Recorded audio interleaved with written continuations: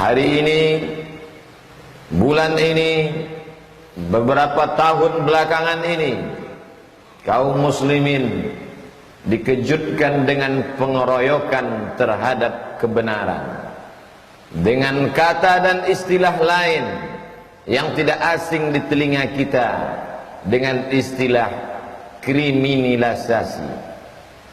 Orang dikriminalkan. Yang baik dikatakan sebagai perampok, pengkhianat dikatakan sebagai orang yang benar dan jujur. Tapi sebenarnya bagi orang-orang yang membaca Al-Quran, maka ini bukanlah sesuatu hal yang baru. Ini sudah lama terjadi. 1450 tahun sebelum Masehi, ada seorang nabi bernama Musa alaihissalam. Dia juga mengalami hal yang sama. Diabadikan dalam Al-Quran. Inna fir'auna wa hamana wa junudahuma. Fir'aun, Haman, junudahuma, tentara-tentaranya, kanu khati'in, 3 kelompok mengeroyok Musa alaihissalam. Bagi orang beriman, ini bukanlah cerita baru. Hari berganti, musim berubah, dunia tetap itu juga. Isinya tak lain adalah Fir'aun, penguasa yang zalim. Haman, orang cerdas, tapi kecerdasannya untuk menjilat Fir'aun. Haman, orang yang diberikan akal sempurna, tapi akalnya bukan untuk mengabdikan diri kepada Allah, tapi untuk mengikutkan hawa nafsu, mendapatkan segenggam dunia dari Fir'aun. Di bawah mereka berdua, wa junudahuma, tentara-tentara Fir'aun, semuanya dikatakan Allah sama, kanu khati'in, mereka orang-orang yang bersalah. Fir'aun mati, Haman mati, bala tentaranya juga mati menjadi santapan cacing tanah. Semuanya mati. Musa meninggalkan dunia. Nama mereka dikenang abadi. Yang satu dikenal karena jahatnya, karena zalimnya, karena aniayanya. Tapi yang satu dikenal karena baiknya, karena salehnya. Hari berganti, musim berubah, zaman berputar. Isi dunia tetap itu-itu juga. Tak lama sesudah itu, 1450 tahun lamanya lebih kurang, datang zaman Isa alaihissalam. Hari itu dia juga dikeroyok, dia juga dibantai oleh 3 kelompok. Yang pertama Yahudi, yang kedua Romawi, yang ketiga mereka yang menjadi pengikut Yahudi dan Romawi. Yahudi tidak senang karena kedatangan Isa alaihissalam membuka borok kejahatan Yahudi. Romawi tidak suka karena kekuasaan akan hilang. Perlahan-lahan pengikut Isa mulai bertambah banyak. Gelombangnya keras. Ini akan meluluh lantak, akan menghancurkan kekuasaan Romawi dan Yahudi.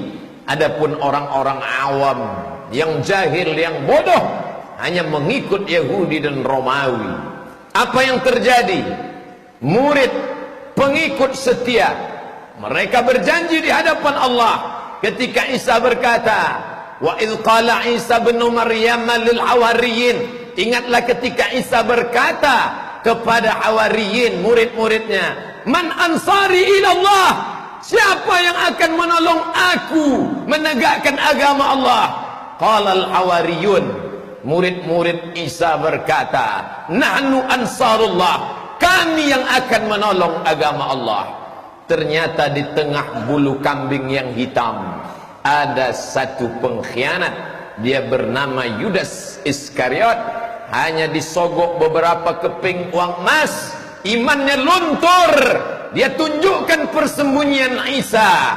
Saat itu juga bala tentara Romawi, pendeta Yahudi bersekongkol mengeroyok, menangkap Isa alaihi salam. Di sana mukjizat terjadi. Mukjizat selalu terjadi di akhir cerita. Allah menjelaskan dalam Quran yang nyata, wa ma qataluhu, mereka tidak berhasil membunuhnya, wa ma salabuhu, mereka tidak jadi menyalibnya. Lalu siapa yang mereka salib? Walakin syubbiha lahum, ada orang lain yang diserupakan dengannya. Itulah pengkhianat. Pengkhianat hanya layak mati di tiang gantungan. Pengkhianat hanya layak mati dengan mata tercabut, ditelan oleh burung gagak yang lapar. Pengkhianat hanya layak disalibkan bersama pencuri dan perampok. Itu yang dialami oleh murid pengkhianat terhadap Nabi Isa alaihissalam. Hari berganti, musim berubah. 571 tahun sesudah itu, Nun di Jazirah Arab, lahir seorang nabi terakhir, Khatamul Anbiya wal Mursalin, Sayyidina wa Maulana Muhammad sallallahu alaihi wasallam. Apa yang terjadi pada Musa, apa yang terjadi pada Isa, terjadi juga pada dirinya. Perang itu disebut dengan perang Ahzab. Partai-partai, hizib, partai, Ahzab, partai-partai. Ada partai Yahudi, Bani Qainuqa, Bani Nadir, Bani Quraizah, Yahudi, ada Nasrani, ada Majusi, ada musyrik. Semuanya mereka berkumpul. Hari ini jamaah umrah mengunjungi Masjid 7, karena itu adalah 7 pos penggalian parit.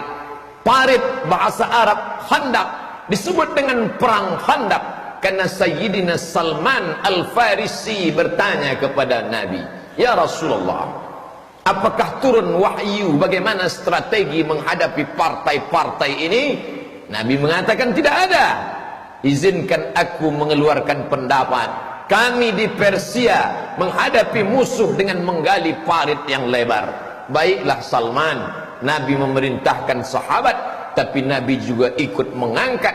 Di sanalah Syekh Safiur Rahman Al-Mubarak Furi menceritakan bagaimana mata sahabat Nabi melihat perut baginda yang basah karena keringat bercampur dengan tanah liat karena mereka menggali parit bersama Sayyidul Anbiya wal Mursalin Muhammad sallallahu alaihi wasallam. Hari berganti, musim berubah. Mereka mengeroyok kebenaran. Iyamsaskum qarhun faqad massal qauma qarhum mithluh. Kalau itu terjadi padamu ya Muhammad, maka ingatlah itu juga pernah terjadi pada Isa, itu juga pernah terjadi pada Musa. Jangan kau takut, jangan kau sedih, karena dunia silih berganti, zaman berubah. 1438 Hijriah. Berakhirkah kisah pengeroyokan terhadap kebenaran? Nabi sudah berakhir, tapi ada pelanjut para nabi. Al-ulama warasatul anbiya, ulama yang mengamalkan ilmunya, ulama yang menyuarakan kebenaran. Ulama dikeroyok, ulama dihabisi, difitnah dengan istilah komando jihad. Siapa yang berkhutbah menyinggung kekuasaan, ini anggota komando jihad, tangkap, habisi, penjarakan. Buya Hamka dengan lantang datang, dia pukul meja itu dengan keras. Tidak ada komando jihad, ini fitnah terhadap ulama. Kalau memang ada komando jihad, akulah orangnya, kata Buya Hamka. Marah luar biasa karena Allah. Hamka yang lembut dan santun, Hamka yang baik, hatinya lunak karena Allah. Tapi ketika kebenaran dikebiri, dikriminalisasi, saat itu dia marah, dia pukul meja sampai pecinya jatuh. Itulah sakit terakhir Buya Hamka menjelang kematiannya. Tidak ada komando jihad. Hari ini 36 tahun, 37 tahun, hampir 40 tahun setelah kepergian engkau, wahai Haji Abdul Malik Karim Amrullah, apakah yang kau alami dulu tidak lagi terulang? Kau sudah menghadap Allah. Tapi kami, hamba-hamba Allah yang memikul peran para nabi dan rasul menyuarakan kebenaran. Hari ini penerusmu itu difitnah juga seperti yang kau alami dulu. Gentarkah mereka? Tidak. Takutkah mereka? Tidak. Karena takut mereka sudah habis untuk takut sakratul maut. Takut mereka sudah habis karena takut akan menghadapi malaikat mungkar dan nakir. Takut mereka sudah habis karena mereka akan takut menghadapi azab Allah subhanahu wa ta'ala. Ala inna awliya Allah, ketahuilah orang-orang yang menolong agama Allah, la khaufun alaihim, mereka tak ada rasa takut, walahum yahzanun, mereka tak ada rasa sedih. Man arafat dunya hanat alaih, siapa yang tahu dunia maka ringan dunia ini di pandangan matanya. Dunia ini tak lebih daripada satu sayap nyamuk. Dunia ini tak lebih daripada satu tetesan air di tengah samudra yang luas. Masukkan telunjukmu di tengah samudra, lalu angkat ke atas. Falyanzur bima yarji, pandang ujung telunjukmu baik-baik. Apa yang kau lihat? Setetes. Hanya karena setetes itukah kau jual imanmu? Hanya karena setetes itukah kau gadaikan keyakinanmu? Hanya karena itukah kau takut menghadap dunia, lalu kau hilangkan ketakutan menghadap Allah? Mereka yang memperjuangkan agama Allah tak pernah takut sedikit pun. Ala inna awliya Allah, ala inna awliya Allah, ketahuilah mereka yang menolong agama Allah, Allah yang sudah mencabutkan rasa takut itu karena perjuangan mereka. Lahir menjadi orang Melayu bukan pilihan, itu pilihan Allah. Lahir menjadi Cina bukan pilihan, itu pilihan Allah. Tapi memilih antara hak dan batil, Allah berikan telinga, Allah kasih mata, Allah pinjamkan kuasa, Allah kasih tenaga. Pakailah untuk memilah dan memilih. Inna sam'a, pendengaran, wal basar, penglihatan, wal fuad, hati dan pikiran, kullu ulaika kana anhu mas'ula, semua akan disoal, semua akan ditanya. Kemana engkau berpihak wahai saudara? Dulu orang bingung memilih mana hak mana batil, tapi hari ini begitu nyata dan jelas. Dulu orang akan berkata ini peristiwa terjadi non jauh di sana, kami tidak mendapat informasi. Hari ini terbetik berita di Pulau Jawa sampai ke mata dan telinga. Semua akan ditanya. Inna sam'a, pendengaranmu, wal basar, penglihatanmu, wal fuad, hati dan otakmu, kullu ulaika kana anhu mas'ula, kau akan disoal, kau akan ditanya di hadapan Allah. Kemana kau berpihak? Kemana kau memilih? Wa nafsi wa ma sawwaha, demi jiwa dan penciptaannya, fa'alhamaha fujuraha wa taqwaha. Ada jalan fujur, ada jalan taqwa. Qad aflaha man zakkaha, beruntunglah orang yang mensucikan diri, memilih jalan yang hak. Tapi pemilihan yang benar perlu pengorbanan yang panjang. Saat ini orang berkelahi dengan ayah kandungnya. Apakah itu tak pernah dialami oleh Abu Bakar Siddiq? 8 tahun lamanya berpisah dengan Abu Quhafah, ayah yang tua renta, buta, tak dapat melihat. 8 tahun tak memandang wajah ayah, sampai pada akhirnya Amul Fath tahun ke-8, pembebasan kota Makkah.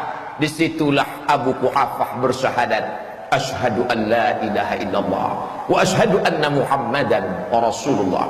Hari ini orang berkelahi dengan anak kandungnya gara-gara pilihan yang berbeda. Lalu sakitkah kita? Kurangkah kesakitan itu tidak dirasakan sahabat yang dulu? Abu Salamah berpisah dengan anaknya, Suhaib Ar-Rumi berkelahi dengan mertuanya. Sakitkah kita? Lebih sakit lagi mereka. Hidup adalah as-sira' bainal haqqi wal batil. Hari ini kita memilih, dan setiap pilihan pasti ada resikonya. Hidup panggung sandiwara, dunia papan catur. Ketika permainan usai, antara pion dan raja akan kembali ke kotak yang sama. Hari itu kau akan ditanya. Hari itu kau tak dapat mengelak. Al-yawma nakhtimu ala afwahihim. Mulut kami kunci. Beralasan 1001 alasan. Hari itu lidah tak lagi dapat berkata. Wa tukallimuna aydihim. Tangan akan bicara. Wa tashhadu arjuluhum. Kaki akan bersaksi. Apa yang akan dibicarakan tangan? Apa yang akan dikatakan kaki? Bima kanu yaksibun. Semua yang pernah kau katakan dan kau lakukan dulu. Dunia begitu indah. Oleh sebab itu banyak yang terpukau dan terpesona. Tapi orang beriman dia tahu kemana dia akan pulang. Dari tanah, tegak di atas tanah, berjalan di atas tanah, akan kembali masuk ke tanah, menjadi santapan cacing tanah.